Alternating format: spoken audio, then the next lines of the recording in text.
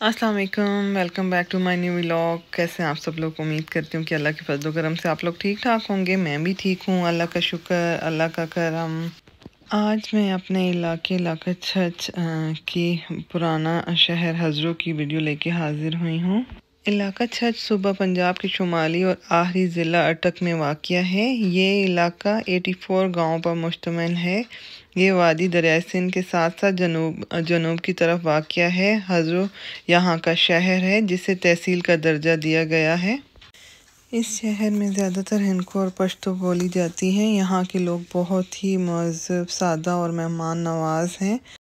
इलाका छछ पहले झील की मानंद था। जब यहाँ से पानी उतरना शुरू हुआ तो दलदली ज़मीन नज़र आई और इस दलदल की वजह से इसे सिकंदर आज़म यूनानी ने छछ का नाम दिया, जो कि कदीम यूनानी ज़बान में दलदली ज़मीन के लिए इस्तेमाल किया जाता था।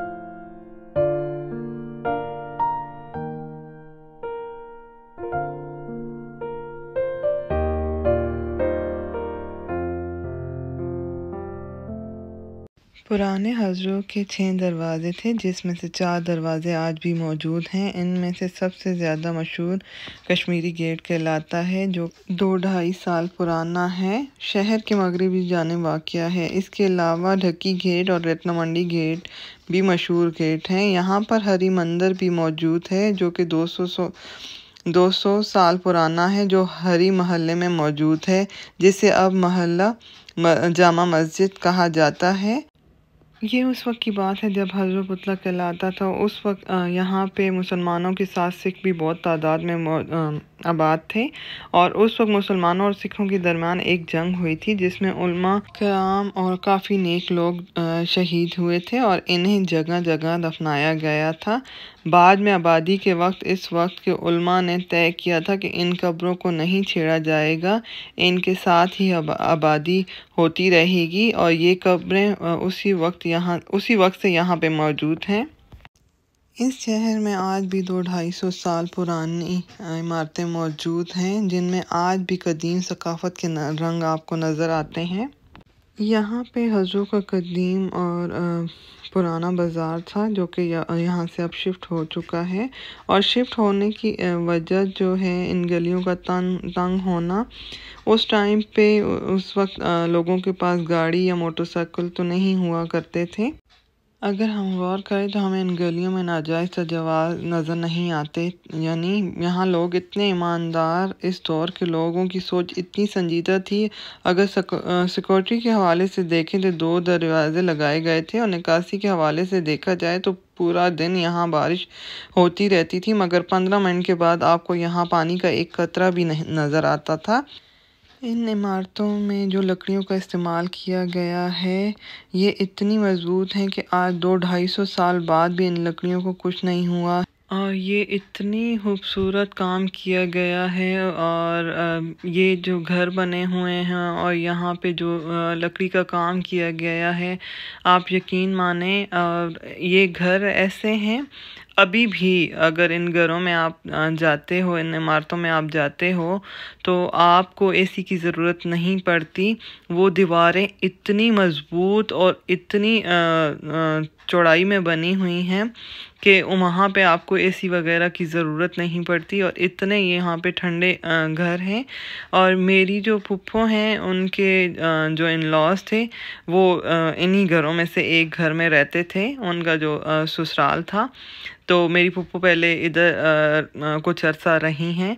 तो बहुत अच्छा लगता था हमें वहाँ जाके। और हम लोग जब फुप्पो के घर जाया करते थे तो वहाँ पे जाके हम लोग खेलते थे और जब भी मैं जाती हमेशा मुझे वहाँ जाके बहुत अच्छा लगता है। और मेरा दिल करता था, जब मैं जाती थी तो मेरा दिल करता था वो लकड़ी का उन घरों में इस तरह काम हुआ था और मेरा दिल करता था बस मैं यहाँ पे खड़ी रहूँ और इन जगहों को देखती रहूँ। वो ऐसी जगह बनी हुई हैं।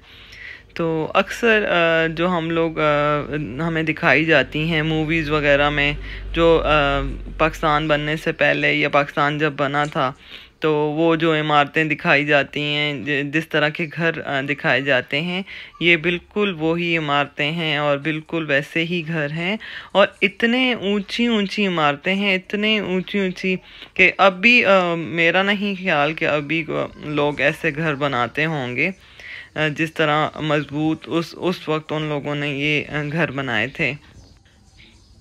आई होप अब आपको मेरी आज की वीडियो अच्छी लगी होगी। अगर आपको आज की वीडियो अच्छी लगी है तो प्लीज़ इसे लाइक कीजिएगा। आपके लाइक से हमें बहुत मोटिवेशन मिलती है। और ये वीडियो जो है ये मेरे नेफ्यू बना के लेके आए थे मेरे लिए। मैंने उनसे रिक्वेस्ट की थी कि बेटा मुझे वीडियो चाहिए, और मेरी जो सिस्टर हैं वो उधर ही रहती हैं, तो फिर मेरे नेफ्यू ने मेरे लिए ये वीडियो बनाई। और जिस तरह मुझे इन जगहों को देख के अच्छा लगता है, तो आई होप आप लोगों को भी अच्छा लगा होगा ये सब इमारतें देख के।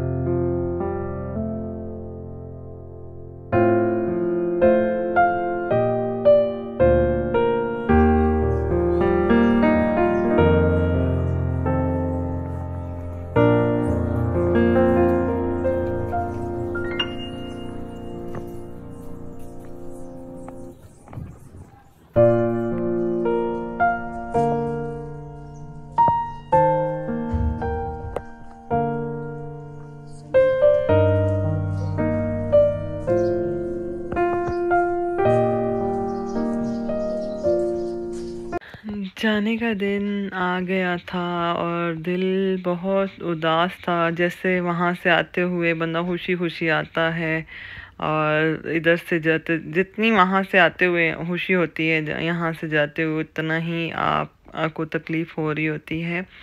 क्योंकि अपनों को छोड़ने का जो दुख होता है वो बहुत तकलीफ़ देह होता है। और यहाँ पे अम्मी जो थी वो आलू गोश्त बना रही थी, और मेरी कज़न ने साथ में पुलाव रखा हुआ था, क्योंकि मैंने उससे फरमाइश की थी कि मुझे ना पुलाव यखनी वाला पुलाव बना के खिलाओ ना।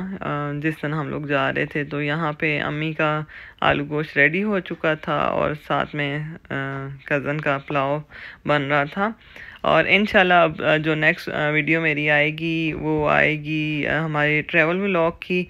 तो अगर आपको वीडियो अच्छी लगी है तो प्लीज़ लाइक कीजिएगा और मेरे चैनल को सब्सक्राइब कीजिएगा। मिलूँगी इंशाल्लाह आपसे नेक्स्ट व्लॉग में। अपना बहुत ज़्यादा ख्याल रखिएगा और मुझे दुआ में याद रखिएगा। अल्लाह हाफ़िज़।